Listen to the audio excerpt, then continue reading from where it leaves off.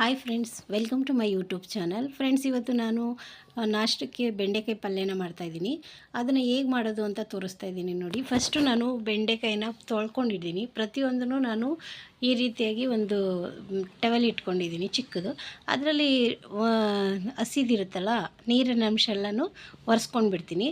ನೀವಿಲ್ಲ ಅಂದರೆ ಸ್ವಲ್ಪ ಹೊತ್ತು ಲೇಟಾಗಿ ಮಾಡ್ತೀನಿ ಅಂದರೆ ಈ ಬಟ್ಟೆ ಒಂದು ಟವೆಲ್ ಇರುತ್ತಲ್ಲ ಅದ್ರ ಮೇಲೆ ಬೆಂಡೆಕಾಯಿನ ತೊಳೆದ್ಬಿಟ್ಟು ಹಾರಕ್ಕಿಟ್ಬಿಟ್ಟು ಆಮೇಲೆ ಬೇಕಾದ್ರೆ ನೀವು ಹಚ್ಕೋಬೋದು. ನಾನು ಆವಾಗಲೇ ಇಮಿಡಿಯೇಟ್ ಮಾಡೋದ್ರಿಂದ ತೊಳೆದಾದ್ಮೇಲೆ ಈ ಥರ ಪ್ರತಿಯೊಂದು ನೀರಿನಂಶ ಇದ್ದರೆ ಅದು ಫ್ರೈ ಮಾಡುವಾಗ ಸ್ವಲ್ಪ ಲೋಳೆ ಲೋಳೆ ಥರ ಜಾಸ್ತಿ ಬರುತ್ತೆ ನೋಡಿ. ಅದಕ್ಕೋಸ್ಕರ ನಾನೇನು ಮಾಡ್ತಾಯಿದ್ದೀನಿ ಅಂದರೆ ಈ ಥರ ನಿಧಾನವಾಗಿ ಎಲ್ಲನೂ ಒರೆಸ್ಕೊಂಡ್ಬಿಡ್ತಾಯಿದ್ದೀನಿ. ಈಗ ನೋಡಿ, ಇದು ಒರೆಸ್ಕೊಂಡು ಇಟ್ಕೊಂಡಿದ್ದೀನಿ. ಈಗ ಇದಕ್ಕೆ ಬೇಕಾಗಿರುವಂಥದ್ದು ಕಾಯಿ ತುರಿ, ಟೊಮೆಟೊ, ಈರುಳ್ಳಿ. ನಾನು ಎಷ್ಟು 1/4 kg ತೊಗೊಂಡಿದ್ದೀನಿ ಬೆಂಡೆಕಾಯಿನ. ಅದಕ್ಕೆ ತಕ್ಕಾಗೆ ಈರುಳ್ಳಿ, ಟೊಮೆಟೊ ಮತ್ತು ಕಾಯಿ ತುರಿನ ರೆಡಿ ಮಾಡಿ ಇಟ್ಕೊಂಡಿದ್ದೀನಿ. ಈಗ ಫಸ್ಟಿಗೆ ನಾವು ಬೆಂಡೆಕಾಯಿದು 2 ಸೈಡು ಕಟ್ ಮಾಡಿಕೊಂಡು ಯಾವ ಸೈಜಲ್ಲಿ ಬೇಕು ಅಂತ ನೋಡಿಕೊಂಡು ನಾವು ಬೆಂಡೆಕಾಯಿನ ಕಟ್ ಮಾಡ್ಕೊಬೋದು. ನೀವು 4-5 ಆ ಥರ ಒಟ್ಟಿಗೆ ಇಟ್ಟಾದರೂ ಕಟ್ ಮಾಡ್ಕೊಳ್ಳಿ. ಇಲ್ಲಾಂದರೆ ಒಂದೊಂದಾದ್ರೂ ಟೈಮ್ ಇದ್ದರೆ ಯಾವ ರೀತಿಯಾಗಿ ಆದರೂ ನೀವು ಕಟ್ ಮಾಡ್ಕೊಬೋದು. ಕಟ್ಟಿಂಗಲ್ಲಿ ಸೈಜ್ ಎಲ್ಲ ನಿಮ್ಮ ತಕ್ಕಾಗೆ ನೀವು ಕಟ್ಟಿಂಗ್ ಮಾಡ್ಕೊಳ್ಳಿ.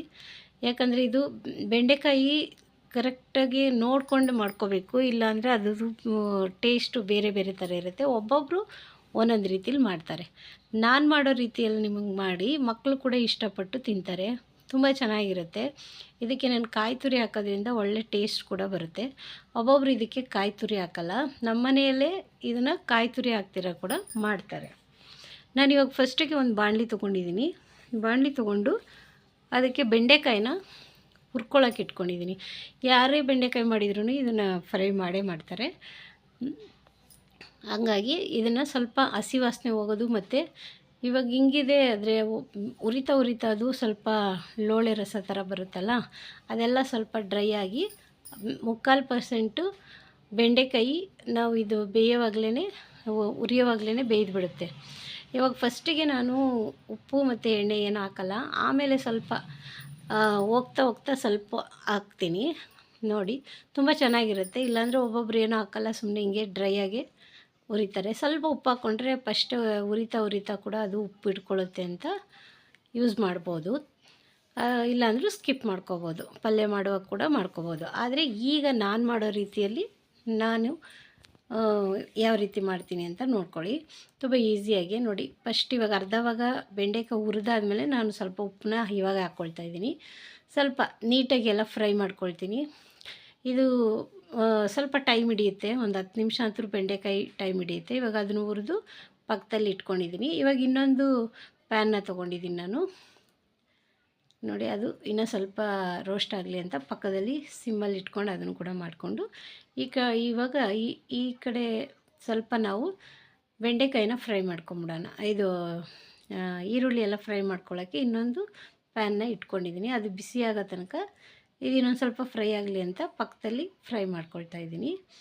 ತುಂಬ ಈಸಿಯಾಗಿ ಮತ್ತು ಟೇಸ್ಟಿಯಾಗಿ ಮಾಡ್ಬೋದು ಬೆಂಡೆಕಾಯಿನ. ಬೆಂಡೆಕಾಯಿ ಹುರಿಯೋದ್ರಲ್ಲೇ ಸ್ವಲ್ಪ ಟೈಮ್ ಇಟ್ಕೊಳ್ಳುತ್ತೆ, ಆದರೆ ಪಲ್ಯ ಮಾಡುವಾಗ ತುಂಬ ಈಸಿಯಾಗಿ ಮಾಡ್ಬೋದು ನೋಡಿ. ಈಗ ಪಕ್ಕದಲ್ಲಿ ನಾನು ಇನ್ನೊಂದು ಪ್ಯಾನ್ನ ಇಟ್ಕೊಂಡಿದ್ದೀನಿ. ಇದಕ್ಕೆ ನಾವು ಇವಾಗ ನಮಗೆ ಎಷ್ಟು ಬೇಕೋ ಅಷ್ಟು ಎಣ್ಣೆನ ಹಾಕ್ಕೋಬೇಕು. ನಾನು 2-3 ಸ್ಪೂನ್ ಅನಿಸ್ತು ಹಾಕ್ಕೊಳ್ತೀನಿ. ಇದಕ್ಕೆ ನಾನು ನೀರು ಹಾಕಲ್ಲ, ಹಂಗಾಗಿ ಎಣ್ಣೆಯಲ್ಲೇ ಫ್ರೈ ಮಾಡೋದ್ರಿಂದ ಸ್ವಲ್ಪ ಹಾಕ್ಕೊಳ್ತೀನಿ. 3-4 ಸ್ಪೂನಷ್ಟು ಆಗುತ್ತೆ. ನಾನು ಸ್ಪೂನ್ ಲೆಕ್ಕದಲ್ಲಿ ಹಾಕಲ್ಲ, ಹಂಗೇ ಡೈರೆಕ್ಟ್ ಹಾಕೋದ್ರಿಂದ ಅಂದಾಜು ಮೇಲೆ ಹಾಕ್ಕೊಂಡಿದ್ದೀನಿ. ಲೆಕ್ಕಕ್ಕೆ ಇದು 3-4 ಸ್ಪೂನಷ್ಟು ಆಗುತ್ತೆ. ಯಾಕಂದರೆ ನಾನು ಬೆಂಡೆಕಾಯಿ ಮತ್ತು ಈರುಳ್ಳಿ, ಟೊಮೆಟೊ ಎಲ್ಲ ಕೂಡ ಆಯಿಲಲ್ಲೇ ಫ್ರೈ ಮಾಡೋದ್ರಿಂದ ಟೇಸ್ಟ್ ಕೂಡ ತುಂಬ ಡಿಫ್ರೆಂಟಾಗಿರುತ್ತೆ. ಇವಾಗ ಕಾದಿದೆ ಎಣ್ಣೆ. ಫಸ್ಟು ಸಾಸಿವೆನ ಹಾಕ್ಕೊಳ್ತಾ ಇದ್ದೀನಿ. ಅದು ಸ್ವಲ್ಪ ಸಿಡಿಬೇಕು. ನಿಮ್ಗೆ ಎಷ್ಟು ಬೇಕಾಗುತ್ತೋ ಅಷ್ಟು. ಒಬ್ಬೊಬ್ಬರು ಸಾಸಿವೆ ಸ್ವಲ್ಪ ಕಡಿಮೆನೇ ಹಾಕ್ಕೊಳ್ತಾರೆ. ಹಾಗಾಗಿ ನಾವು ಪಲ್ಯಕ್ಕೆ ಎಷ್ಟು ಬೇಕೋ ಅಷ್ಟು ಸಾಸಿವೆನ ಹಾಕ್ಕೊಳ್ಳೋಣ. ಇವಾಗ ನಾನು ಈರುಳ್ಳಿನ ಹಾಕ್ಕೊಳ್ತಾ ಇದ್ದೀನಿ. ಇದು ನೋಡಿ, 1 ಕಪ್ಪಷ್ಟು ಈರುಳ್ಳಿನ ತೊಗೊಂಡಿದ್ದೀನಿ.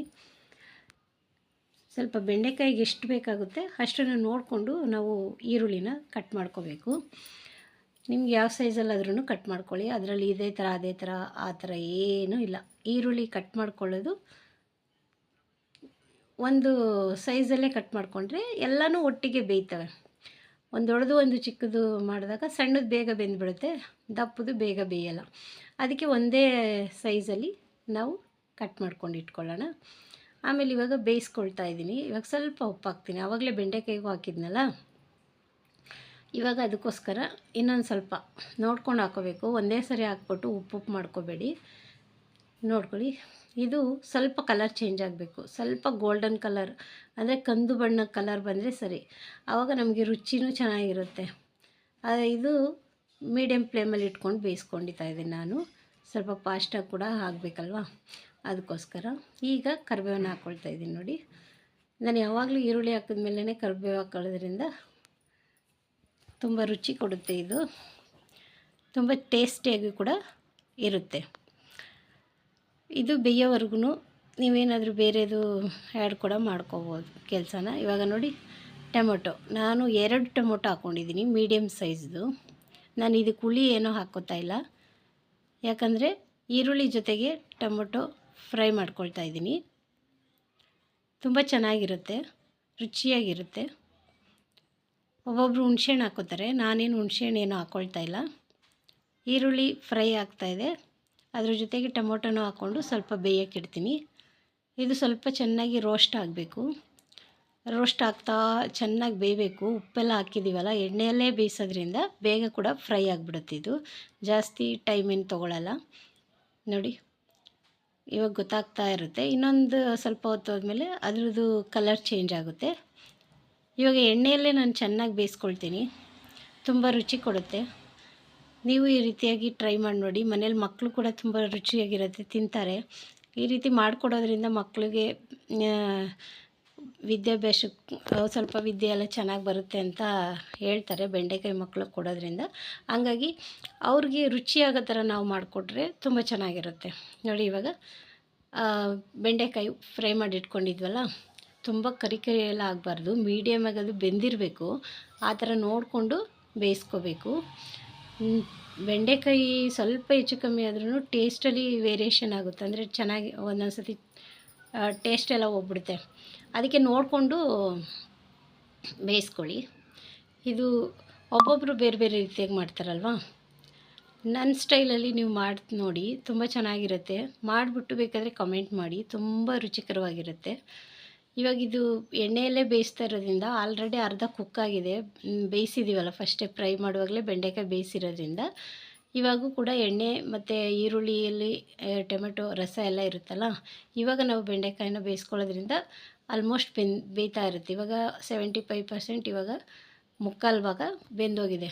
ಬೇಕಂದರೆ ನೀವು ಒಂದನ್ನು ತಿಂದು ನೋಡಬೇಕು ರುಚಿ ಹೆಂಗಿದೆ ಅಂತ. ಉಪ್ಪು ಏನಾದರೂ ಬೇಕಂದರೆ ಹಾಕ್ಕೊಳ್ಳಿ, ಇನ್ನೊಂದು ಸ್ವಲ್ಪ ಬೇಯಬೇಕಂದ್ರೂ ಕೂಡ ಬೇಯಿಸ್ಕೊಳ್ಳಿ. ತುಂಬ ಈಸಿಯಾಗಿರುತ್ತೆ ರೆಸಿಪಿ. ಒಂದೇ ಸರಿ ಎರಡೂ ಕೂಡ ಮಾಡ್ಕೋಬೋದು. ಆ ಕಡೆ ಫ್ರೈ ಮಾಡಿಕೊಂಡು ಈಗ ಸ್ವಲ್ಪ ಉಪ್ಪು ಕಡಿಮೆ ಆಗಿದೆ ಅಂತ ಸ್ವಲ್ಪ ಹಾಕ್ಕೋತಾ ಇದ್ದೀನಿ. ನೋಡ್ಕೊಂಡು ಹಾಕ್ಕೊಳ್ಳಿ, ಹೆವಿನೂ ಹಾಕ್ಕೋಬೇಡಿ. ಅದು ಸ್ಪೂನ್ ಹಂಗಿದೆ, ಆದರೆ ನಾನು ಅದು ಸ್ವಲ್ಪ ಚಿಟಕಿ ಥರ ಹಾಕ್ಕೊಳ್ಳೋದ್ರಿಂದ ಗೊತ್ತಾಗುತ್ತೆ. ಅದಕ್ಕೆ ರುಚಿ ನೋಡಿಬಿಟ್ಟು ಉಪ್ಪನ್ನ ಹಾಕ್ಕೊಳ್ಳಿ. ಇವಾಗ ಇದು ಬೇಯ್ತಾ ಇದೆ. ಇವಾಗ ಬೇಯಬೇಕಾದ್ರೇ ಸ್ವಲ್ಪ ಮುಚ್ಚಿಬಿಡಿ. ಇದು ಹುಣಸೆ ರಸ ಕೂಡ ಹಾಕ್ಕೋತಾರೆ, ಆದರೆ ನಾನು ಹಾಕ್ಕೊಳ್ಳಲ್ಲ. ಟೊಮೆಟೊನೇ ಸ್ವಲ್ಪ ಹುಳಿ ಟೊಮೆಟೊ 2 ಹಾಕ್ಕೊಂಡಿದ್ದೀನಿ. ಈಗ ಕಾಯಿ ತುರಿನ ಹಾಕ್ಕೊಂಡಿದ್ದೀನಿ. ಇದು ಡ್ರೈ ಬೆಂಡೆಕಾಯಿ ಪಲ್ಯ, ತುಂಬ ಚೆನ್ನಾಗಿರುತ್ತೆ, ಟೇಸ್ಟಾಗಿರುತ್ತೆ. ಯಾಕಂದರೆ ಎಣ್ಣೆಯಲ್ಲೇ ಎಲ್ಲ ಬೇಯಿಸಿರ್ತೀವಲ್ಲ, ಅದಕ್ಕೆ ನೋಡಿ ಎಷ್ಟು ಕಲರ್ಫುಲ್ಲಾಗಿ ಬರ್ತಾಯಿದೆ ಬೆಂಡೆಕಾಯಿ ಪಲ್ಯ. ಈ ಥರ ಯಾರಿಗಾದರೂ ಇಷ್ಟ ಆಗುತ್ತೆ, ಕಲರ್ಫುಲ್ಲಾಗೂ ಇರುತ್ತೆ, ತಿನ್ನೋಕ್ಕೂ ಚೆನ್ನಾಗಿರುತ್ತೆ. ಕಾಯಿ ಸ್ವಲ್ಪ ನಾನು ಜಾಸ್ತಿ ಹಾಕ್ತೀನಿ, ಟೇಸ್ಟ್ ಚೆನ್ನಾಗಿರುತ್ತೆ ಅಂತ. ಹಸಿ ಕೊಬ್ಬರಿ ಹಾಕೋದ್ರಿಂದ ತುಂಬ ರುಚಿಕರವಾಗಿರುತ್ತೆ. ಈಗ ಮೇಯ್ನ್ ಇಂಗ್ರೀಡಿಯೆಂಟ್ಸ್ ಏನಂದರೆ ಸಾಂಬಾರು ಪುಡಿ. ಇದು ನಾವು ಮನೆಯಲ್ಲೇ ಮಾಡಿಟ್ಕೊಂಡಿರುವಂಥ ಸಾಂಬಾರು ಪುಡಿನ ನಾನು 3/4 ಸ್ಪೂನ್ ಹಾಕ್ಕೊಳ್ತೀನಿ. ಯಾಕಂದರೆ ಅದಕ್ಕೆ ಟೇಸ್ಟ್ ಬರಬೇಕಲ್ಲ. ಮೆಣಸಿನ್ಕಾಯಿ ಏನೂ ಹಾಕ್ಕೊಂಡಿಲ್ಲ, ಹಸಿ ಮೆಣಸಿನ್ಕಾಯ, ಅದಕ್ಕೆ ಸಾಂಬಾರು ಪುಡಿನ ಹಾಕ್ಕೊಂಡಿದ್ದೀನಿ. ಇದನ್ನ ಹಾಕ್ಕೊಂಡು ಒಂದು 5 ನಿಮಿಷ ಒಳಗಡೆ ಇದನ್ನು ಮಿಕ್ಸ್ ಮಾಡ್ಕೋಬೇಕು. ಮಿಕ್ಸ್ ಮಾಡಿಕೊಂಡ್ರೆ ಈಗ ಆಲ್ರೆಡಿ ಎಣ್ಣೆ ಇರುತ್ತಲ್ವ, ಇದೆಲ್ಲ ಬೆಂದಿರೋದ್ರಿಂದ ಇದನ್ನು ನೀಟಾಗಿ ಕಲಿಸ್ಕೊಳ್ಳೋದ್ರಿಂದ ಕರೆಕ್ಟಾಗಿ ರುಚಿ ಬರುತ್ತೆ, ಡ್ರೈ ಕೂಡ ಆಗಿರುತ್ತೆ. ಈ ವಿಡಿಯೋ ಇಷ್ಟ ಆದರೆ ಸಬ್ಸ್ಕ್ರೈಬ್ ಮಾಡಿ, ಸಪೋರ್ಟ್ ಮಾಡಿ ಫ್ರೆಂಡ್ಸ್. ತುಂಬ ಚೆನ್ನಾಗಿರುತ್ತೆ, ಟೇಸ್ಟ್ ಮಾಡಿ ನನಗೆ ಹೇಳಿ. ಯಾರು ತಿನ್ನಲ್ಲ ಅಂತ ಹೇಳಲ್ಲ, ಯಾಕಂದರೆ ಕೊಬ್ಬರಿ ತುರಿ ಜಾಸ್ತಿ ಹಾಕೋದ್ರಿಂದ ತುಂಬ ಟೇಸ್ಟಾಗಿರುತ್ತೆ. ಒಮ್ಮೆ ಟ್ರೈ ಮಾಡಿ ನೋಡಿ.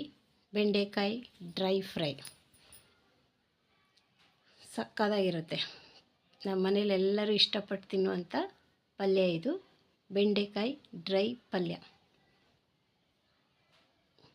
ನೋಡಿ, ನೀರಿನಂಶ ಎಲ್ಲೂ ಇಲ್ಲ, ಡ್ರೈ ಆಗಿರುತ್ತೆ, ತುಂಬ ಚೆನ್ನಾಗಿರುತ್ತೆ.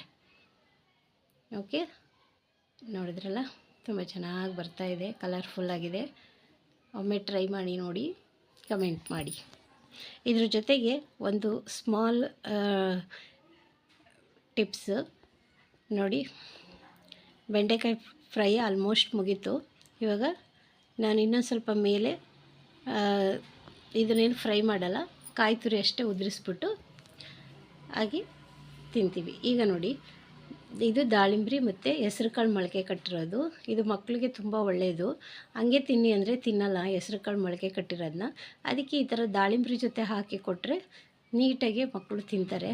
ಅದಕ್ಕೋಸ್ಕರ ಈ ಥರ ಮಾಡಿ ಕೊಡಿ, ತುಂಬ ಹೆಲ್ಪ್ಫುಲ್ಲಾಗಿರುತ್ತೆ ಮತ್ತು ಹೆಲ್ತಿಯಾಗಿರುತ್ತೆ. ಮನೇಲಿರೋ ಮಹಿಳೆಯರು ಕೂಡ ನೀವು ಇದನ್ನು ಮಾಡಿಟ್ಕೊಂಡು ತಿಂದರೆ ನಿಮಗೂ ಕೂಡ ಹೆಲ್ತ್ಗೆ ಒಳ್ಳೆಯದಾಗಿರುತ್ತೆ. Thank you friends. ನೋಡಿ